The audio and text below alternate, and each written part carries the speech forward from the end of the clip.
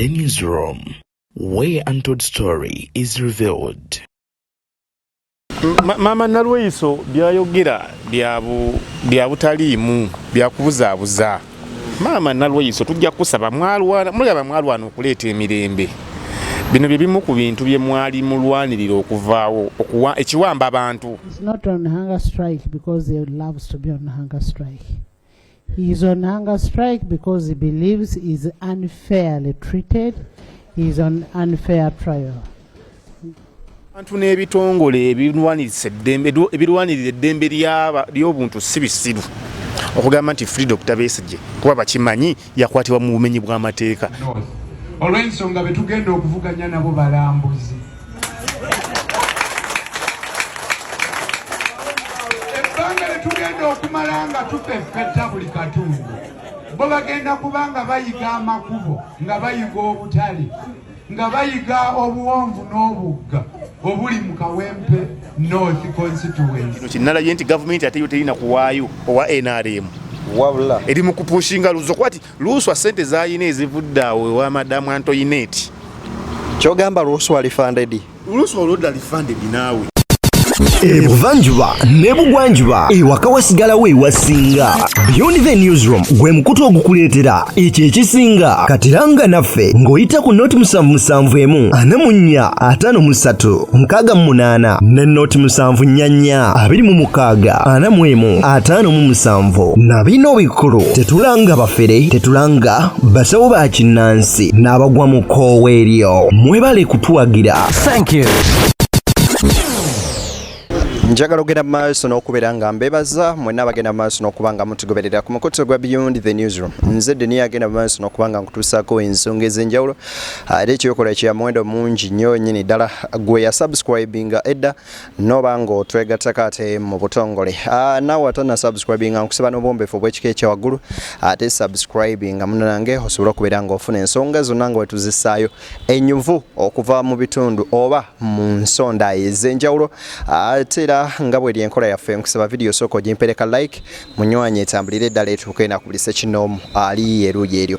Olunaku olwaleero ate era ndine Julius Caesar ogenda maaso n'okuba nga tukutuusaako ensonga. Alex Luswa Luwemba yagenze maaso n'okubeera nga alangirira era ayogera biwanvu byerere agamba abantu ye gwe balwandako eddusu era tamanyi ekibiina kya Nuupu obwe kyasinzira okuwa kaadi nalukoola. Tugenda okubeera nga twogera olunaku olwaleero nga Chairman Nyanzi mukulu wa Bobi Wine nga tetunaba kubeera nga tumanya mayitirege wabula nga yawambiddwa oba nga yatwaliddwa ab'ebyokwerinda n'ensonga endala nnyingi. Tulabyeko nga Speaker wa Parliament amanyikiddwa nga Anita Among olunaku olwaleero wali eri mu Parliament ng'akoma ate omuliro nga awerekereza Minister amanyikiddwako obulungi. Pasi Minister mwe yani ono owa FDC owa DP Norbert Mao nga mugamba ekyabesigye tulina kitunulamu. Anseso okulaba Julius. Misebo. Obulamu bugamba. Obulamu bulungi. Abalabi ba Beyond the Newsroom mugamba mutya Bannayuganda bannaffe mwenna abatulaba okusinziira amawanga ageeyi ebunaayira Dubai, mu America, Canada, Bungereza yonna Europe, Canada. Tuwebaza nnyo kyemukola kya ttendo ka video oba okasanze mukaguddeko kashayalinge ne munno alabe commentinga likinga. So olwaleero ebintu bingi ebigenda maaso mu ggwanga lyaffe Uganda era tusanya abamu twekaabireko fenga abantu abali mu Uganda abawangalya mu Uganda abali ku ground tusanye twekaabireko ebintu ebimu bizzeemu ate ebimu ebitabanga nawo ebyatulwanya bizze ebitabanga nawo ate bitandise. Twali waneeno mu weekly recap nontegeeza nti ekikolwa ekyakolebwa ng'ennaku z'omwezi 12 ku birthday ya Bobi Wine ekyokusimba parade abaana ne bakuumamu ne batowa saluti nti kyandibanga kigenda kuleetera ab'ebyokwerinda oba gavumenti eri mu buyinza gye bavuganya okutandika okukwata abantu ba Nuupu n'abakulembeze baakyo. Tewannayita week n'ennaku 3 tezinnayita ng'oyogedde statement eyo wezagenze maaso n'okwerera ssaawa emu ey'akawungeezi olunaku olwajjo nga Chairman Nyanzi mukulu wa Bobi Wine era ssaabakunzi w'ekibiina kya National Unity Platform nga yakulemberamu nno n'omukolo ogwo ng'agenze maaso n'okuba nga awambibwa wali eri nno kubbiri ku bitaala okuliraana ekkanisa y'omusumba Kakande. Julius, oli mulaguzi mu bigambo byo? Ndi mumanyi. Ndi mumanyi. Kino nakirabanga kigenda ku attracting attention y'abaana abasajja. Bino abasajja bye bakola ate bandibadde okay. Si yengeri gyete abantu gye bateekeddwa okuyisibwamu. Bagamba nnyo Amini nti yali musajja mubi tujambiya yawambanga abantu n'ekyamazima we tuba tuzze mu sensezi zaffe bino tebyaliwo ku mulembe gwa Amini. Kyogamba bye tulaba essaawa y'olwaleero biri waasi than Amini byakola. Biri waasi lwa nsonga. Amini kyali clear nti tewali opposition, tewali bannabyabufuzi bamuvuganya, tewali parliament. Kati nga gwe n'abantu bakunenya bakugamba naye gwe tokimanyi nti Amini tebamuvuganya. Okitegeera? Wewa kafyu yalingawo nti mwayingiranga mu nnyumba ssaawa 10 ng'okusanga ebweru ku ssaawa 11 nga n'abeewammwe ababulijjo bakunenya bagamba naye wabadde onoonya ki ebweru ku ssaawa 11 ez'ekiro. 11 juira ziba za misana naye nga bakugamba ez'ekiro. Lwansonga kyalinga clear nti kafyu ya ssaawa 10. Olina beera waka. Kati nga buli muntu era okukwatira mu nsi buli omu agukusalira. Nemwe okujja ne mutugamba nti mwatukize tugende mu ebiina by'obufuzi ebingi multi-party. Okitegeera? Ate ne musigala nga muteekawo embeera ey'okutulugunya abantu ate abali mu by'obufuzi. Okitegeera? Eyo si yengeri okay. Nze nakugamba bajja bakwata. Naye eyo si ate yengeri eyina okuyisibwamu. Nina akavidiyo kendabye oba naye kewalabye nga bamukwata ne bamugjamu ekisaati n'amala n'adda mu mmotoka abapoliisi ne bamuyuza ne bamutugisa vesti. Wakalabye kaako? Nakalabye ka. Vesti netuuka n'okutuka nze kyemmanyi n'okubanga yamusazeesaze. That kind of inhuman treatment. Okitegeera? In this 21st century tewali nsi gy'osobola kusangamu kasasiro ono gwe tulaba ali mu Uganda. Lwaki ab'ebyokwerinda bakozesa nnyo system y'okuwamba obuwambi abantu ne batabasavinga ng'amateeka bwe googera? Do we have democracy mu Uganda? Bagezaako ku instilling fear. Democracy abataliiwo. Oyo si democracy. Kati niwakulaga nti eno hybrid dictatorship.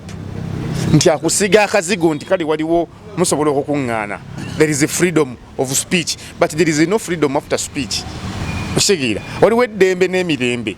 Nti asobola okugamba nti olina eddembe okukola ky'oyagala. Naye togenda kuba na mirembe ng'omaze okikola. Oshigira bintu tulekeddwa okubyawula bannayuganda bannaaye. Emirembe n'eddembe. Ya musajja akufunisa olubuto nagalujjeemu. Webale nnyo. Nti kati muyinza okugenda mu lumbe nagamba buli muntu alina eddembe yeebake waayagala. Naye tojja kuba na ddembe nga weebasawo mu lusuku. Osobola okuba n'eddembe eryebakawo. Tojja kuba na mirembe ebiwuka bijja kuluma. Emisota gijja kubujjirawo. Kati okutugamba nti there is freedom of speech, freedom of expression, but there is no freedom after. Nkufuna. Oshegira. Nti tuli mu bibiina by'obufuzi babalese bakoze ekibiina kyabwe bakiraba tebakijjeewo bakoze after mubakutte Kyagulanyi ne group ye si bamenye b'amateeka nti it is a militia. Okitegeera abo abaana bonna abali mu kavidiyo si bamenye b'amateeka. Kati waliwo ekyobujega kye basinga okukolera ddala oba mbayite n'abasiru wakati bino byatula tokyasobola nakugarantinga safety y'obunki onadde oba oli mulamuso kati kiba beta n'oyogera buli kimu. Toyinza kuŋŋamba nti mugende mukwata abaana b'abanaku abaana babankusereyo mu kyalo n'ojja obakwata abatajjangako na Kampala nti ani ateeka ssente mu Kyagulanyi mutubuli abateeka ssente mu Nuupu. That is idiocy. Nga mukimanyi nti government ebawa 3 billion buli kaseera buli mwaka eza Nuupu kuba Nuupu kyekibiina ky'obufuzi ekiri ku opposition, lead of opposition eva mu Nuupu. Kitegeera an opposition yes nga babawa ssente 3 billion kuba buli bibiina bya bufuzi babiwa ssente okusinziira ku muwendo gw'ababaka gw'ekibiina. Kati gwe n'okwata abaana b'abanaku abali mu byalo ne mubatulugunya ne mubateekako amabwa ku mibiri gyabwe ne mubajjamu enjala nga mubabuuza ani ateeka ssente mu Nuupu. Lwaki Kyagulanyi okwatisa n'okuwambisa abaana ba banne n'okwagala okubattisa n'agenda mu bazungu asobole okufunayo ensimbi era okusinziira ku bigambo bya General Nalweyiso olunaku olwaleero abadde ku Ssanyuka TV n'agenda maaso n'okuba ng'ategeeza nti Kyagulanyi abazungu bamuwabye bamugamba genda okoleyoko obuvuyo bw'oba datayo abantu nga 2-5 tujje tugende maaso n'okumamulako government statement eyo gyogerako ki Mama Nalweyiso byayogera bya butaliimu byakubuzaabuza namula ino okugamba yagambye muyitalaba kati bino ebyakyagulanya birabirawo kuba yagambye tali ku social media simanya bamwe ku tweet z'omukulu CDF nagamba yetabeera ku social media naye ate bino ebyakyagulanya byabiraba ate nabibeera ku social media Mama Nalweyiso tujja kusaba mwalwana okuleeta emirembe bino bye bimu ku bintu bye mwali mulwanirira okuvaawo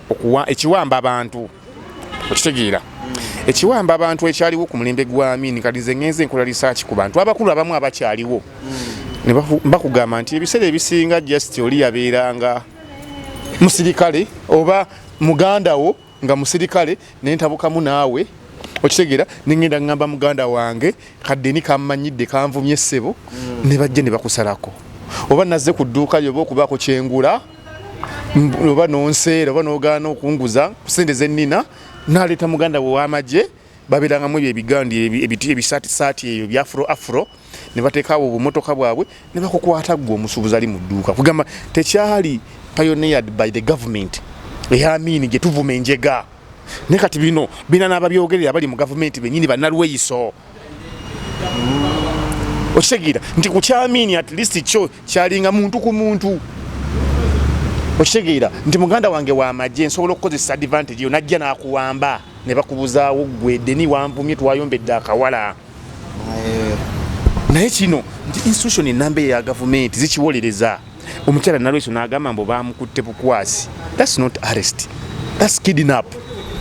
What is the difference between the arrest and the kidnap? Arrest bafumu bakuserving empapula ne bakuyita ku police oba ne bajja ne bakuyanjwa ne bagamba basobola okusanga mu jaamu awo police ne imene ga munnange oli mukwate okitegeera kuba olaba Abamerika bulijjo nga ku gundi ku TVs kuba ndero kola ku TV zaabwe zi BBC ndaba gundi awo ku DSTV channel z'abazungu ezo police je running after yokka ne bakuyimiza ne bakupulinga ne bakugamba chuka fukamira teke mikono mabega. They arrest you, they don't kidnap you. They don't kidnap you. Nemukwata omuntu abasajja tebali mu uniform kati singa abantu abagwagwa abalala abatali ba security agencies bakwata abantu mu nkola wekyo mugenda kwawule batya nti onali mu security agency bano babbi bano banyaguluzi mugenda kyawula kitya enkola ya muyawukana ntya kuyaba nyaguluzi okitegeera abayekera babariki actions zaawukana zitya kuzammwe zemukola mu abali mu government okitegeera gwe novayo n'okiwolereza ku TV nunga nti yakwatiddwa ebyokwenya ate sinabitegeera ate yakwatiddwa ngenda noonyereza ndabere waki yakwatiddwa ngenda noonyereza ndabere waki yakwatiddwa tugambe nti tweets za General Muhoozi zaakola atandise okugenda maaso n'ozisa mu nkola bivudde kati mu kwogera bigenze mu kukolebwa ensi gye tulimu olabaye abantu abamu batuuka ne balowooza nti balina monopole ku buli kimu naye ate Katonda yalina monopole ku buli kimu si bantu asalawo leero wooli enkya toliiwo. Yes ebyo ne byonna omukyalo bye byayogera nalabako omwani bamuyita Shabani Bantaliza era Shabani yagamba nga alina emundu simanya ttaano waliwo pisito waliwo biki okitegeera yafa tetugenze na mu kalulu okitegeera kati bwe tuba tugenda mu kalulu ne muteekawo embeera y'okutiisatiisa bannayuganda okubawamba okubabuzaawo okitegeera kiki kye mugezaako okulaga amaanyi go tukimanyi mugayina naye mutugambe lumu nti wano tewakyaliwo Gaddafi omulaba nze Gaddafi nali simunaako buzibu ensi yagifuga bulungi nnyo yagamba tewali bya kunvuganya full stop kankole sente zange zandibadde zigenda mu opposition kuwa sente mu opposition tuzizimbiremu abantu amayumba tuziwereremu abaana basome university eddala libeeremu mu malwaliro amalwaliro gazimbibwe enguudo zikolebwe era otunuulira Tripoli oba Libya ya 2011 before the attack eya NATO n'amagye gaabwe yali kiga bonna bagendangayo kati mu okutuudisa nti waliwo ebyobufuzi waliwo democracy buli muntu asobola okubeera mu kibiina kye ekyobufuzi buli kibiina kisobola okuyega ne kikuŋŋaanya abawagizi baakyo okitegeera ate nga bemukwata bemutta bemubuzaawo namulabye nga agamba bamugambye mbu mwawambye bamwambye neyekanda naye bakuyita kolata n'agamba mukasa tetubatta Kibalama aliwa olunaku olwaleero Joel Ssenyonyi babadde ku Court of Appeal ng'era ensonga ezimu ze boogerako ze za Kibalama era ne mukyala we abaddewo ku kooti nga babuuza bo bali ludda wa twagala kubalaba kuba baba bagenda bweru batulage empapula baafuluma ddi nangeri ki gye baafulumamu nenjasa ne TV kyekinzigyeko waya ku mutwe nenjasa ne TV nga ndaba omukyala gwe tuwa ekitiibwa alina n'envi mu mutwe ffenna twegomba abazadde baffe bakuleko bawanga bamaza omange tannamera nvi tukiririze mu statement ya Obote gye yagamba nti a true Muganda is a dead one. Ekyobote ate nno kyali kitala kuba yali ategeeza musajja watu kirala tuli kinyonnyola abantu natwakibanyonnyolako naye kati bano bajjayo ate eri sayidi endala version endala nti omuganda omutuufu yoyo afudde Obote yali ategeeza kyeza musajja wattu naye ate kati basusse enkwe bano bo basusse gwe n'ogamba mbu kasa tubawamba naye tetubatta Kibalama aliwa kati okuwamba it is okay kidnap is okay with this government Mama nalweiso tubegayiridde mulina amaanyi mulina emmundu naye abaana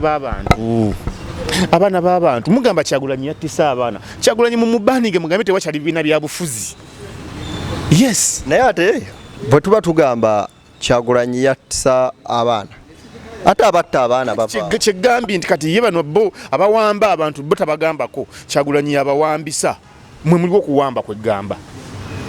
What happened to our institutions eza police ezokuwandikira omuntu kuba n'omwogezi wa polisi yagamba wa polisi ateekeddwa okuwandikira najja nakuyanjulira nti nze ofisa gundi tukutwala ku polisi ku musango bwe guti ne guti kati abantu nga baabo ba Nyanzi bantu bamanyikiddwa basajja ba business people mu Uganda tasobola nakudduka nomusamoninga obusamoninzi nti Nyanzi tulabye kino na kino videos izo no West jangu we reporting ku CMI najja enkola eri abantu abayivu abantu abagunjufu lwaki mwagalo tulaga nti atemwe mukyalimu olusikosiko yadde mwava mu nsiko naye ebintu ebimu tusanyi tubireke kuba tuli ku mulembe mulala nnyo nze nakugete kyali nsi gy'osobola kusanga mu bikolwa bino biri mu Uganda. We are an island now. Fefe kabali ku kintu eky'obusiru w'ekiti ekyokuwamba abantu emisana ttuku nno ng'ate tewali na kwekwekerera okitegeera ensi tugitwala wa Nalweyiso mama Nalweyiso afande Nalweyiso kiki mutugambe dumuli kati wakyali bya bufuzi bya kuvuganya Museveni afunge paka lasti wanaavaako mutabani wajja kukikwata nga butulabe bya North Korea okuva kujajja bawamba kojja bamujjako ata nafuga omwana n'omuzukulu n'akwata kibeere kiriya. Olunaku olwaleero wabaddewo vaawo mpitawo mu palamenti lwa nsonga za Kano Kizza Besigye. Bannansi babadde bakyabanja Kizza Besigye nti at least afune medical attention. Kooti ensukulumu yavaayo negera maaso n'okugamba nti abantu abo bagibwe mu kooti z'amagye. Olunaku by the way olabye ku kiwandiiko kya President Museveni kyafulumiza mbadde sinakiraba bonabako kyofuna so nga bwe nkifuna waneeno Julius kubibaddewo n'embeera ya Kano Kizza Besigye ogyogerako oyo Kano Kizza Besigye ali mu kkomera naye wakyaliwo bannayuganda abatanaba kukikkiriza ojiranga ne kusegirinya yabagambanga nti bannaye ndi mulwadde bante ngende nfuna obujjanjabi omulamuzi bamuyita tweyanziza yagamba oyo era ulensiyo tweyanze namuma bbeiro paka omusajja bwe yatuuka okuvunda mu kkomera n'avaayo ng'ayisa muka mu kisero n'akutuka mu bbanga ttono nnyo nga yakabeera ebweru kati ne Besigye ekintu kye kimu omusajja talina musango gwe yazza mugamba alina emisango gye yazza naye emisango namwe muswala okugyogera. Mbadde ku mukutu gwa mukulu waffe CDF ng'agamba simanya muhoozi tusooke tumanyi kiki Besigye tusooke tutegere kiki yakola Besigye yakola ki omukulu waffe batugamba muhoozi Besigye yalya mu nsi olukwe wewanga kitaawo teyasobola kutta bano ba Sejjusa bamuvunaanako okulya mu nsi olukwe batinyefunza waliwo tumukunde okitegeera abo bonna babavunanako okulya mu nsi olukwe Besigye yalya mu lukwe ki lwe yalya mu nsi oyo omusajja yafubako okulaba nti mwenna abali mu nsi gwe wali eri Sweden ng'oli mu kulya sausage okitegeera nga bonna abali mu nsiko afuba okulaba nti bafuluma ensiko nga balamu mwe lwaki ati mwagala mumuttire mu kkomera waliwo ka statement ka Besigye ke nalabye ng'agamba bwe kuba bawomba muntu yayagala General Museveni naagala Museveni kuba namwagala sirina kye mwagalako kuba tewali kye yali ayina naye wabula ate kati abalaga nti bamwagala nnyo bonna bamwagala olw'okuba alina kyayina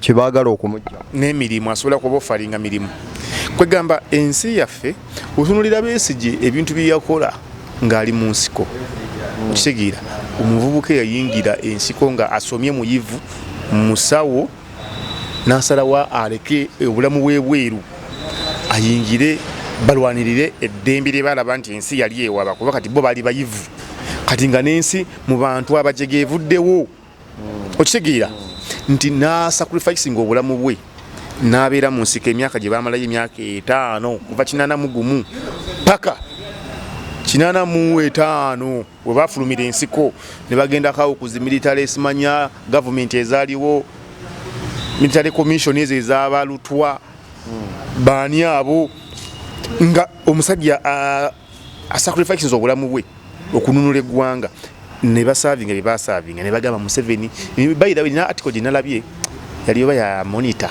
oba New Vision mu 94 nga bagamba Museveni agenda ku retiring after 8 years fellow Bazukulu, fellow Ugandans, especially the Bazukulu, I have seen the concern by some Ugandans regarding the remanding of Dr. Besigye for the very serious offences he is alleged to have been planning. If you want a stable country, the more correct question should be naye Dr. Besigye bamukwatira ki? Why was Dr. Besigye arrested? The answer to that is a quick trial so that facts come out. Otherwise, you are promoting insecurity, which is very dangerous for the country. Nobody in the world can easily give us lectures on reconciliation and forgiveness because that is part of our doctrine right from the 1960s. Kadi muzeyi kamukwate ensobi.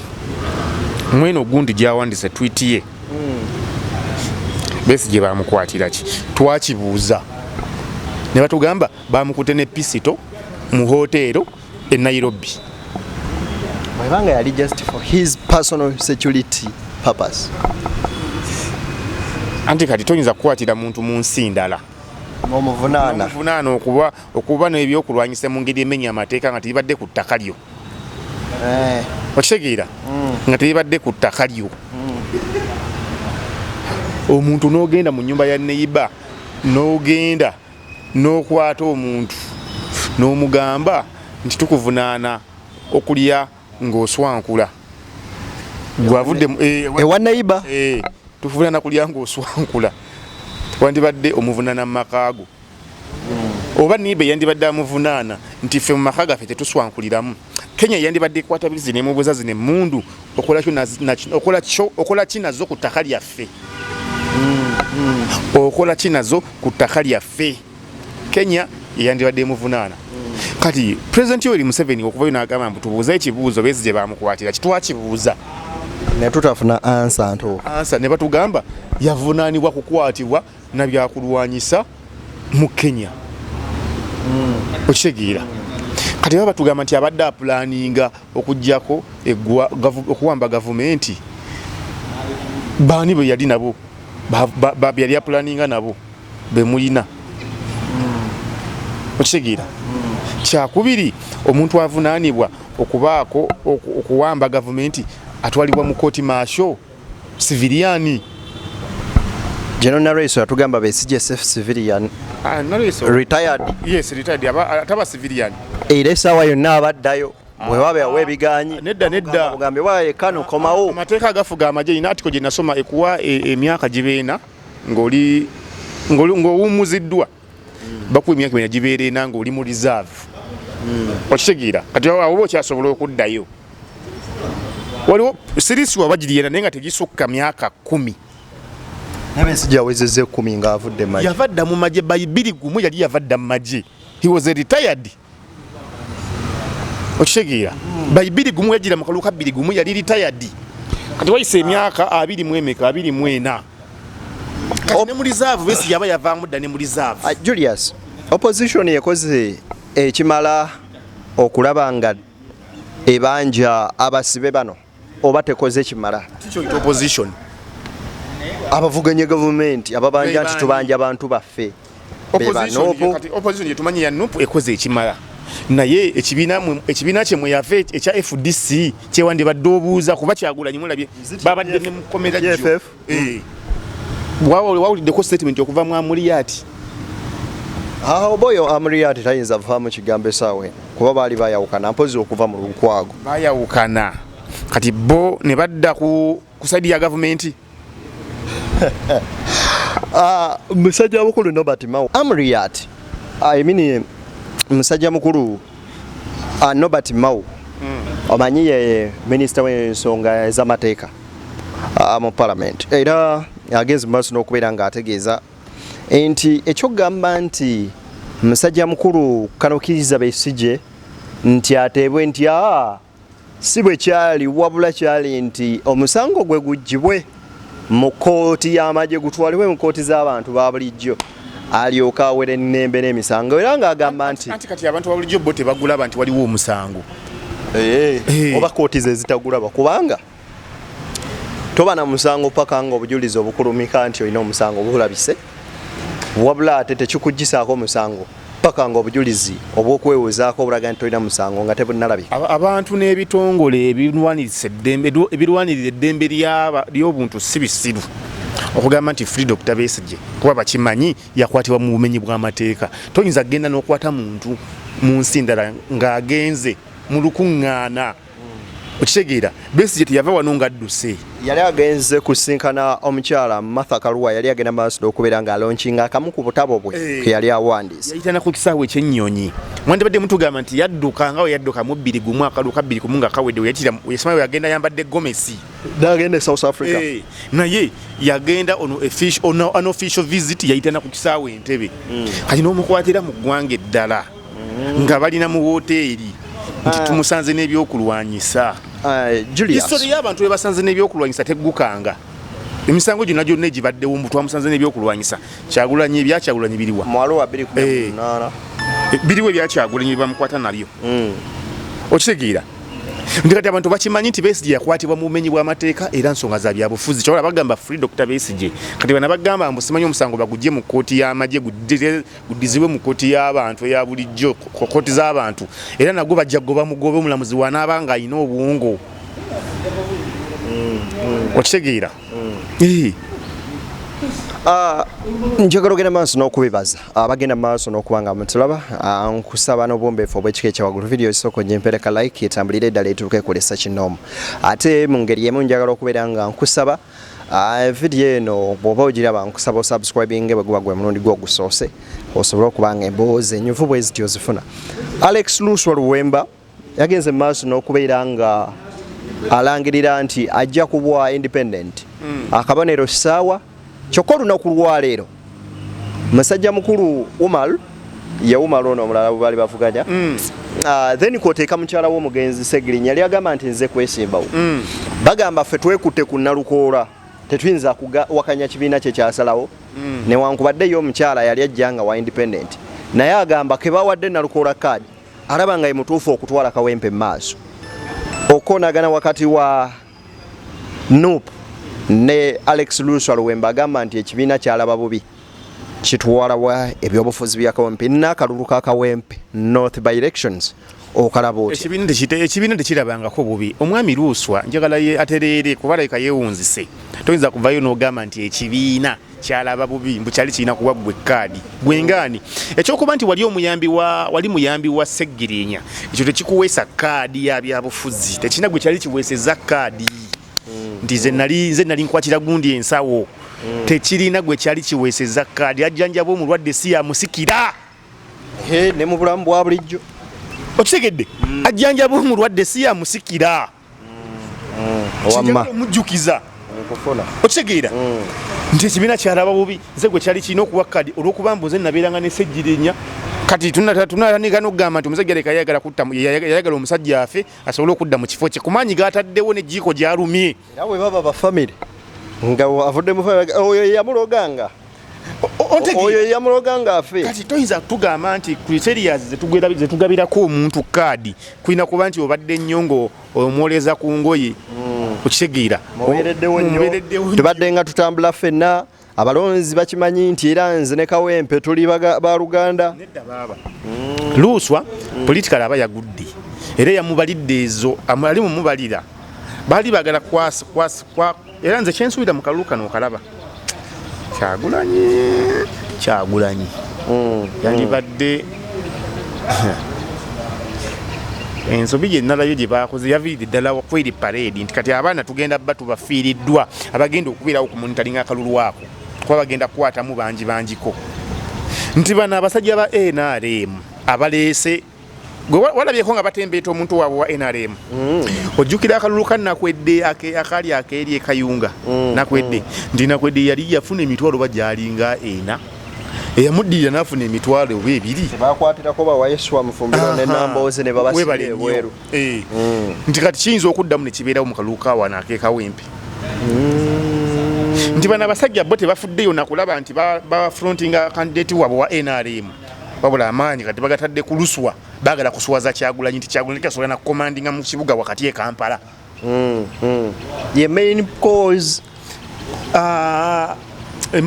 by elections zonna ojja kwekanga nti all of the enemies of government converge together okitegeera all of the enemies of government nti bonna bali ku opposition bagezaako okubeera ekitole basobole okulwanyisa gavumenti naye kati kino kinnalayo nti gavumenti ate yo terina kuwaayo owa NRM wabula eri mu kupushinga Luzo kwati Luswa ssente zayina ezivudde awo ewa madamu Antoinette kyogamba Luswa alifunded Luswa olwodda alifunded naawe wangi alifunded ani yamugamba nti abantu bekanyi bagenda kumulonda okumuwa akalulu okitegeera obukakafu abujjawo nti bagenda kamuwa ye ali kushuwa ddiiru nti agenda kafuna kivandulo ngaye walaba akekayunga ntegerekeka kakati Kyagulanyi ayina kubeera n'abasajja be ku ground nga kwebali nga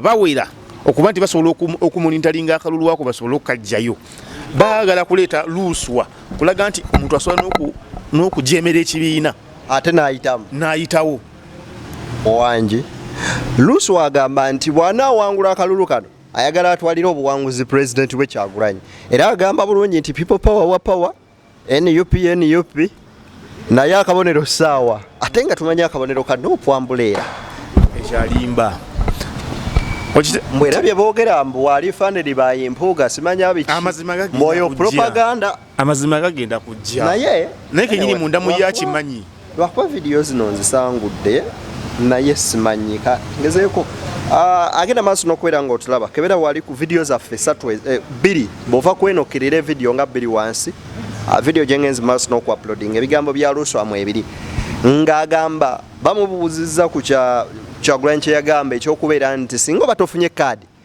tokkirizibwa kujja kwesimawo nga independent. Luswa n'agamba nti pulezidenti wange mugezi nnyo era ekyo kyakoze kirungi.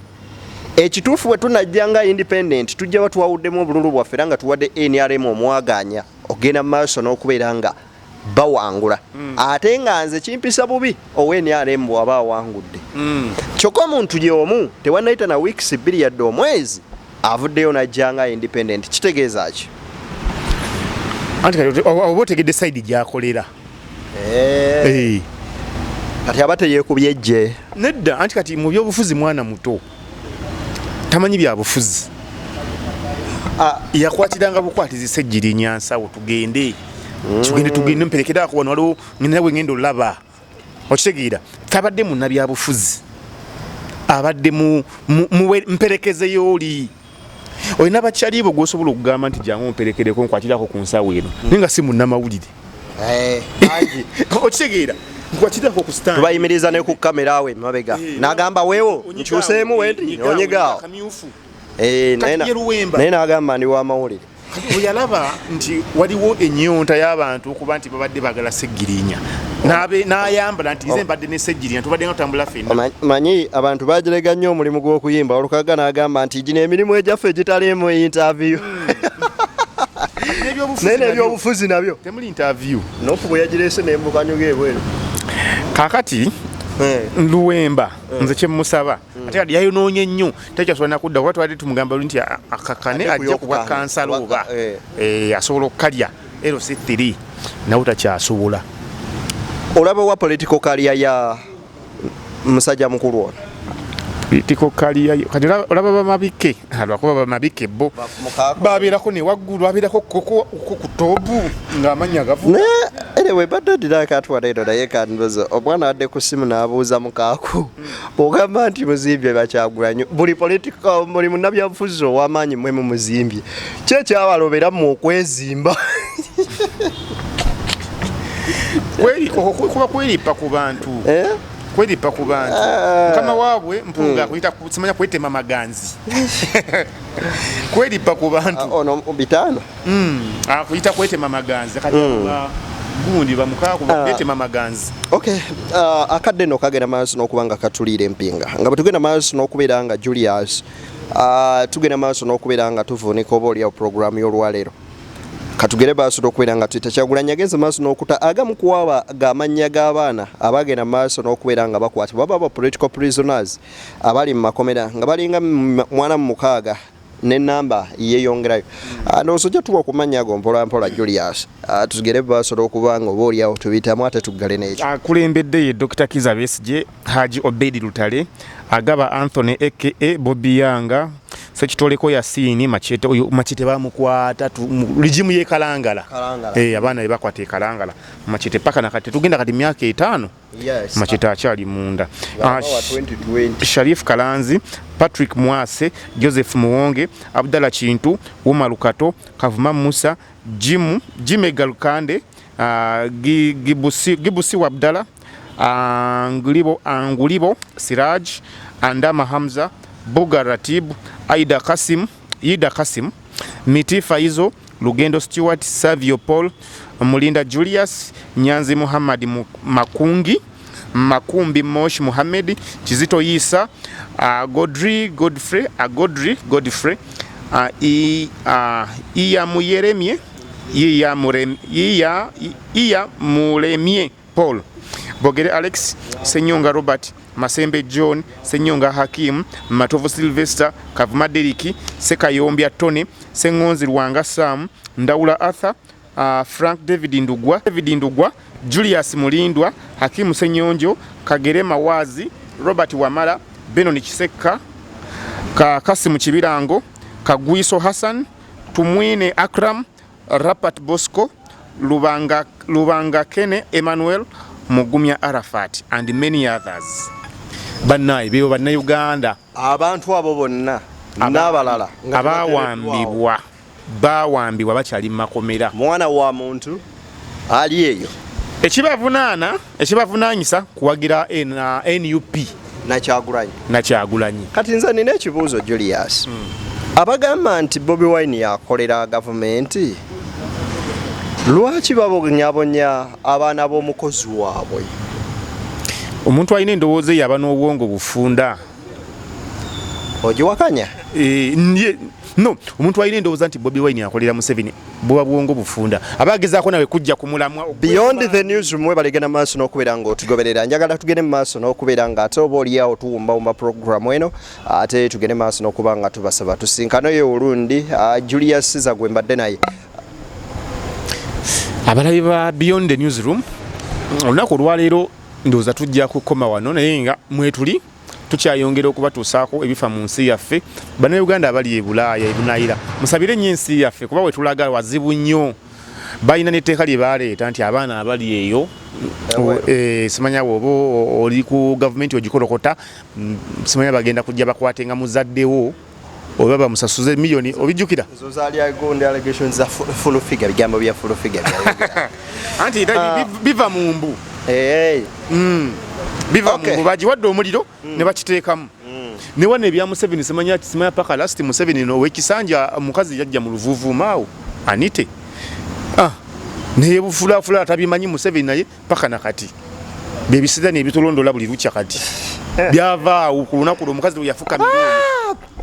Njagala okubeera nga mbebaza nogamba nti mubadde balungi nnyo okuva gye twatandikidde okutuuka waleero we tuli bannaffe abali e diaspora mwebali nnyo mwebalire ddala ogenda maaso n'okuba nga mutugoberera tukyagenda maaso n'okuba nga tukyusa ebintu bingi n'okubeera nga tukyusa mu mpeereza yaffe okubeera nga tubawa ate munange ekisinga bwe mubamu ekisobye oba oliawo ekitoolokose munywanyi ekyo nno nkusaba tukiteeka ebbali tusobole okubeera nga tutambula wabula tukukkiriza mu comment section yawo n'obubaka bwo bwonna tugenda maaso n'okuba nga tubussaamu nnyo ekitiibwa omuntu onzaggulwo yayisa amazzi mu ttaka ne gatalumira agende maaso n'okubeera nga batukuumira nsigadde nzeddeni BTN Media Beyond the Newsroom where the untold story is revealed.